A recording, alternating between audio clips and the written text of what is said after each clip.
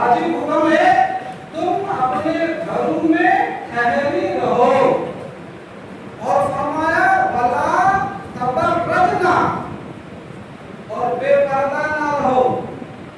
اب یوں سمجھیے کہ میرے آقا جناب محمد رسول اللہ صلی اللہ علیہ وسلم کی بعثت سے پہلے آپ کے اس خاندان گیتی میں جلوہ افروز ہونے سے پہلے، آپ کے محراب نبوت کے طلوع ہونے سے پہلے، آفتاب رسالت کے چمکنے سے پہلے، اس دنیا جہان کا جو عالم تھا اور اس دنیا جہان میں بسنے والی بے راہ رو اور بے پردہ عورتوں کا عالم تھا، اس بے راہ روی پر لگام لگاتے ہوئے رب کائنات نے قرآن مجید میں ارشاد فرما دیا، اے مومنہ عورتوں، اے مسلمان عورتوں، اے اللہ اس کے رسول اور یوم آخرت پر ایمان رکھنے والی خواتین، سن لو کہ تم اپنے گھروں میں رہو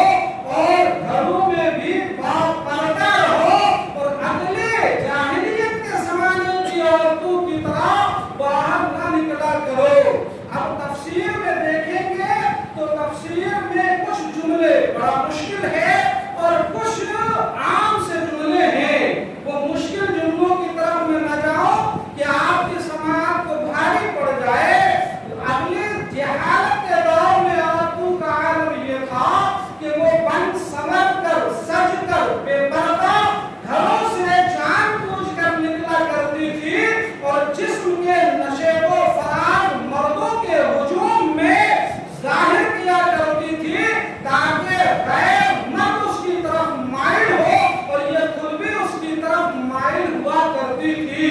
حضور نبی اکرم صلی اللہ علیہ وسلم کی حدیث پاک ہے، حضور فرماتے ہیں، اس کے راوی حضرت ابو ہریرہ رضی اللہ تعالی عنہ ہیں، آپ ارشاد فرماتے ہیں میرے عہد مبارک کے بعد، یعنی جب تک میں بقید حیات ہوں تب تک یہ گناہ دنیا میں نہیں ہوگا۔ حضور فرماتے میرے عہد مبارک کے بعد دو قسم کے لوگ ہوں گے، ایک قسم کے لوگ وہ ہوں گے جن کے ہاتھوں میں گائے کی دم کی طرح کوڑے ہوں گے، اور وہ لوگوں کو ناحق مارا کریں گے۔ مطلب یہ ہے کہ ایک قسم کے ایسے لوگ پیدا ہوں گے جو معاشرے میں لوگوں کو ناحق ستائیں گے، لوگوں پر ناحق ظلم کریں گے، لوگوں کا حق ماریں گے، لوگوں کا حق مار کر کھائیں گے، لوگوں کے عزت و آبرو پر حملے کریں گے، اور لوگوں کے پردے کی پردہ داری کیا کریں گے۔ اور دوسری قسم ان عورتوں کی ہوں گی جن کا سر اونٹ کے کوہاں ڈھلتے ہوئے کوہان کی طرح ہوگا۔ سنیے گا، حضور فرماتے ہیں ان عورتوں کا سر اونٹ کی پیٹھ پر جو کوہان ہوتا ہے اس ڈھلتے ہوئے کوہان کی طرح ہوگا۔ وہ بے پردہ باہر گھروں سے نکلیں گے، مردوں کو اپنی طرف مائل کریں گے اور خود مردوں کی طرف مائل ہوں گے۔ ان کی سزا یہ ہے کہ یہ جنت میں نہ جائیں گے، جنت میں جانا تو دور کی بات ہے، انہیں جنت کی خوشبو بھی نہ ملے گی۔ اور حضور نے فرمایا حالانکہ جنت کی خوشبو اتنی دور سے آ جایا کرے گی۔ اللہ اکبر۔ لہذا مسلمانوں، ہمارے اوپر لازم اور ضروری ہے کہ ہم اپنی ماں بہنوں کو، اپنی بیٹیوں کو، اپنے گھر کی خواتین کو پردہ کرنے کی تلقین کریں، اور وہ بوجہ مجبوری اور ضرورت اگر گھر سے باہر جاتی ہیں تو پھر انہیں پردے کی تاکید کریں کہ پردے کے ساتھ جایا کریں۔ بے پردگی یہ جو ہے دنیا میں اس کا نقصان آپ اور ہم سبھی دیکھ رہے ہیں۔ بے پردگی کا نقصان یہ ہے کہ بیٹیاں ہرسناک نظروں کی ہرس کی شکار ہو جاتی ہے، آوارہ لوگوں کی آوارگی کا شکار ہو جاتی ہے،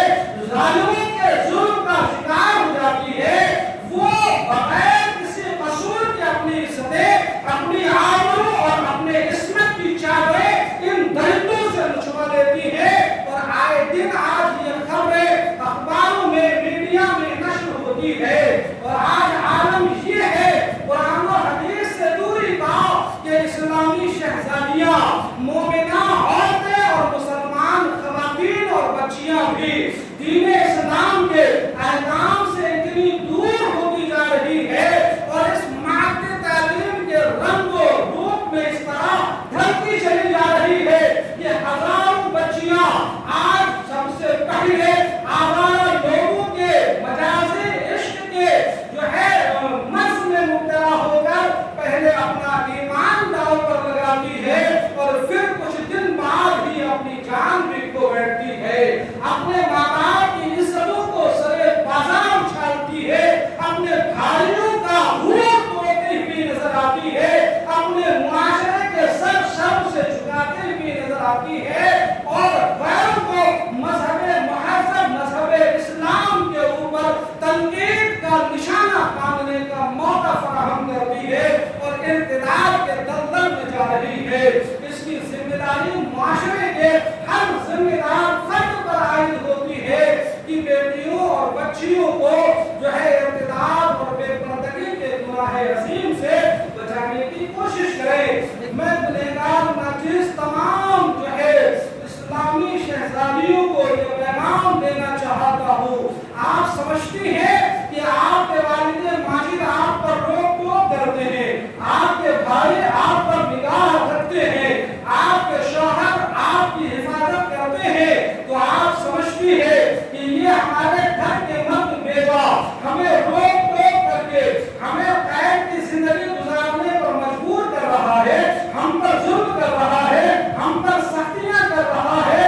नहीं है शहजादियों, जरा गौर तो करो, तुम दुनिया की और खातून की तरह नहीं हो, तुम तो इस्लामी शहजादियां हो और शहजादियां यूं ही ऐरे और गैरे नथों की तरह बाजारों में घूमा नहीं करती है। तुम तो जन्नती मर्दों की बेगमात हो और जो जन्नती बेगमात हो, जो जन्नती बेगमात हो, वो यूं ही सरे राह पे पर्दा घूमा नहीं करती है।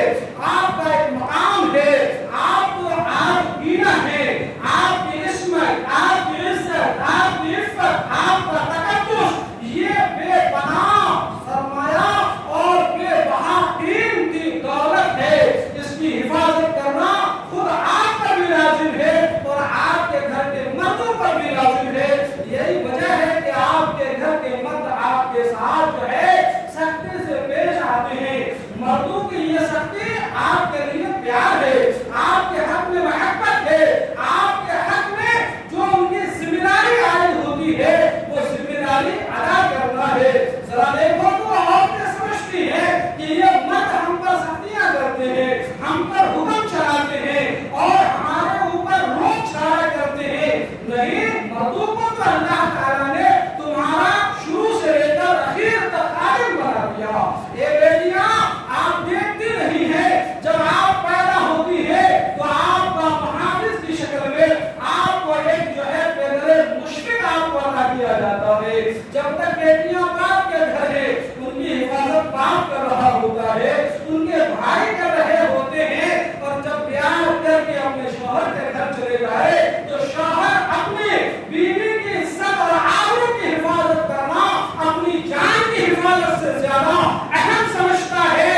और जब आप जो है माँ बन जाती है और जब आप वालिद माजिदा बन जाती है तो रब्बे कायनात की रहमत को सलाम करो, जन्नत रब तबारक व तआला उनकी औलाद के लिए तुम्हारे कदमों के नीचे रास्ता कर देता है। सुभान अल्लाह, तुम्हारी हिफाजत को तुम्हारी पैदाइश से लेकर तुम्हारे कब्र में जाने तक मर्दों की जिम्मेदारी और मर्दों के कंधों पर आयद कर दिया है। और मेरे आका जनाब मोहम्मद रसूलुल्लाह सल्लल्लाहु अलैहि वसल्लम ने इरशाद फरमाया, हर इंसान अपने मनसबे फरीज़ा अदा करे और हर इंसान अपनी जगह अपने मातहत वालों के बारे में क़यामत के दिन जो है पूछा जाएगा। लिहाजा बाप से पूछा जाएगा उनकी औलादों के बारे में, शौहर से पूछा जाएगा उनकी बीवियों के बारे में, भाइयों से पूछा जाएगा उनकी बहनों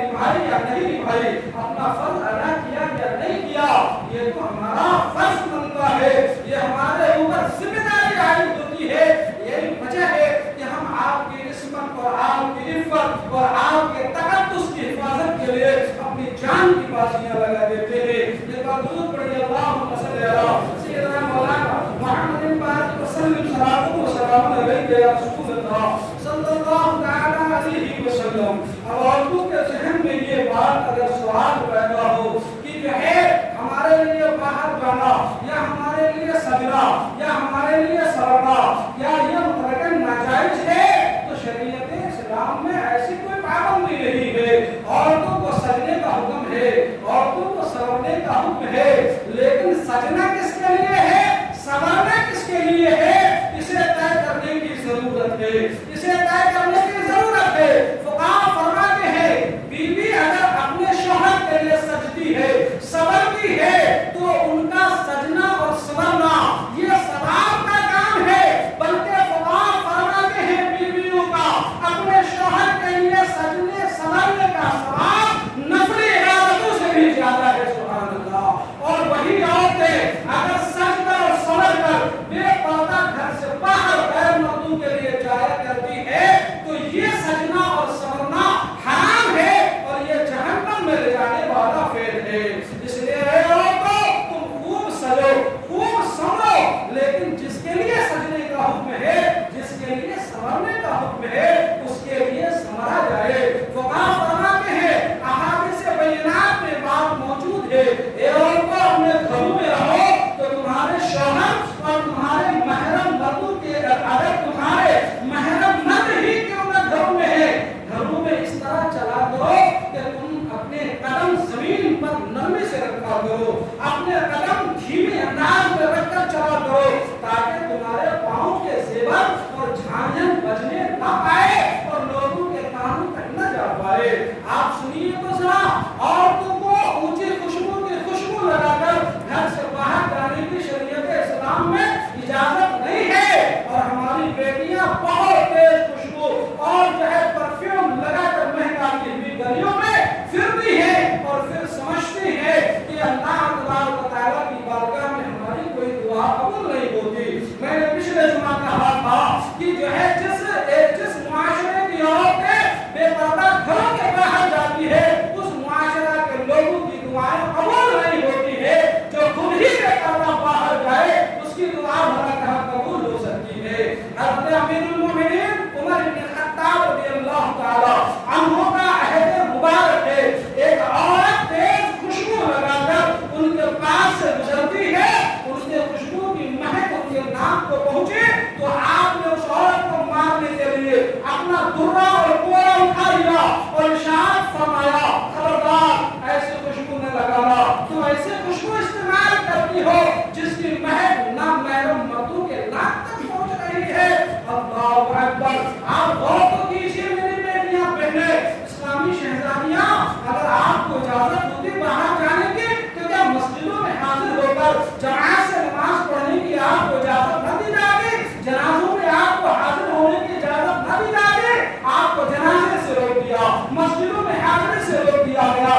جو ہے یہ اسلام کا نقطۂ نظر آپ کی عصمت و آبرو کی حفاظت کی خاطر ہے اور اللہ اس کے رسول کے حکم کے مطابق ہے. لہذا ان باتوں کا خیال رکھا چاہے.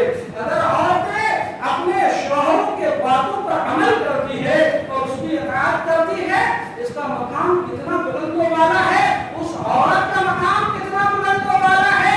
اگر عورت اپنے شوہر کے حکم کی تعمیل کرے تو اس فرما برداری کی بنیاد پر اللہ تبارک و تعالیٰ اس عورت کے والدین کے گناہوں کی مغفرت فرما دیتا ہے. سبحان اللہ، سبحان اللہ. انس بن مالک رضی اللہ تعالیٰ عنہ ہے، آپ ارشاد فرماتے ہیں زمانے رسول صلی اللہ علیہ وسلم میں ایک صحابی جنگ کے لیے روانہ ہوتے ہیں.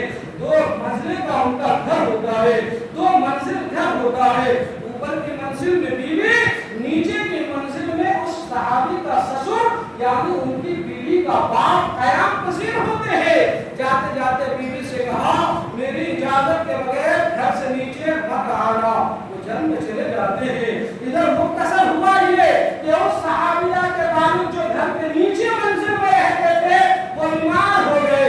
باپ نے خبر بھجوایا اپنی بیٹی کو میرے نظر لگتا ہے میری زندگی کا آخری سما آ چکا ہے، آپ نے ایک دیدار کو کرا دیجا. اس نے اپنے باپ کو پیغام بھجوایا میرے شوہر کی اجازت نہیں ہے، ذرا رسول اللہ کے مسئلہ کو دریافت کروا لو. پھر